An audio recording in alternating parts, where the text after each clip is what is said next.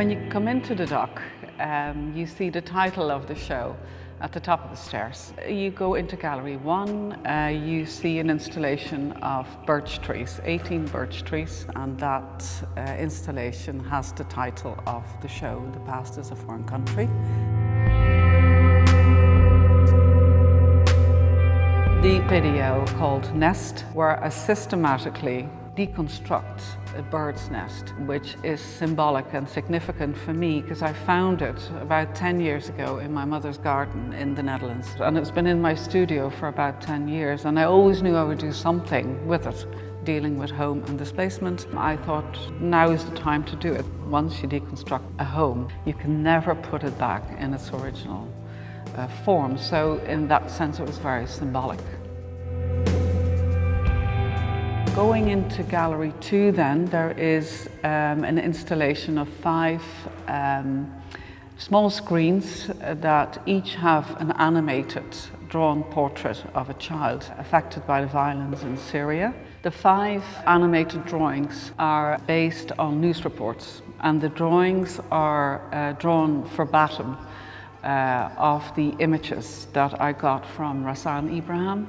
3 years ago, she came to me with these news reports and she wanted to do something with it. It's so graphic. The violence that these children and these parents had to endure is so graphic that people will turn away. So I had to find another way getting people to engage with the war in Syria.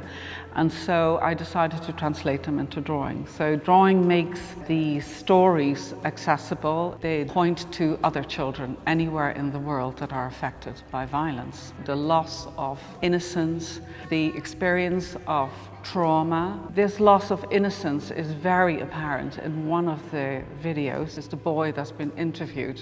In that moment, he acts like an adult. He has to act like an adult when he tells the reporter, fighting back his tears and his emotions, that his parents died, his grandparents died, his cousins died. And so it's this factual account of these events, and all of a sudden this boy is shifted out of his childhood. He is now has to behave like an adult.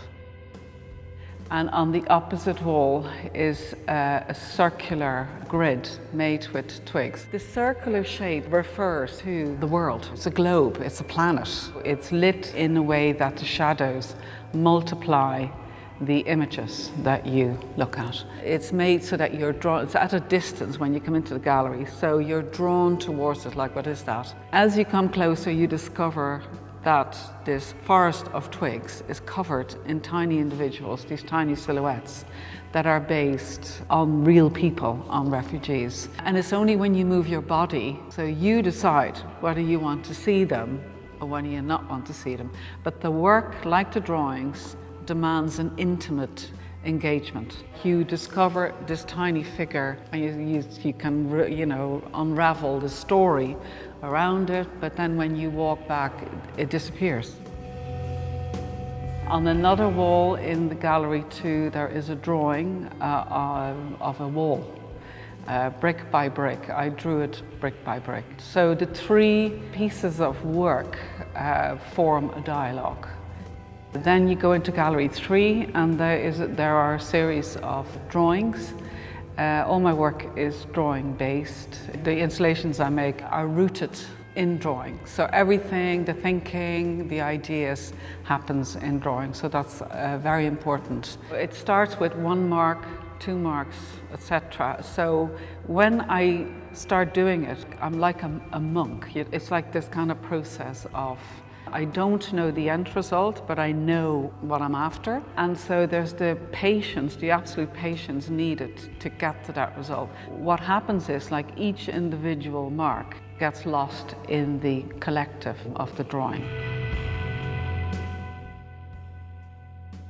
So Blink is a video, it's a compilation actually of stills that I collected from the internet, these images, and all these images are of primarily Syrian refugees that I watched, absolutely being stunned how thousands and thousands of people were displaced and were marching towards a better world. Every so often I punctuate the black and white images with a bit of colour that shows the humanity, that just for a second, that's why it's called blink. Like, you look at the images and if you look away, you've missed the image. And that is the way information comes at us so fast these days that we cannot take all that information in.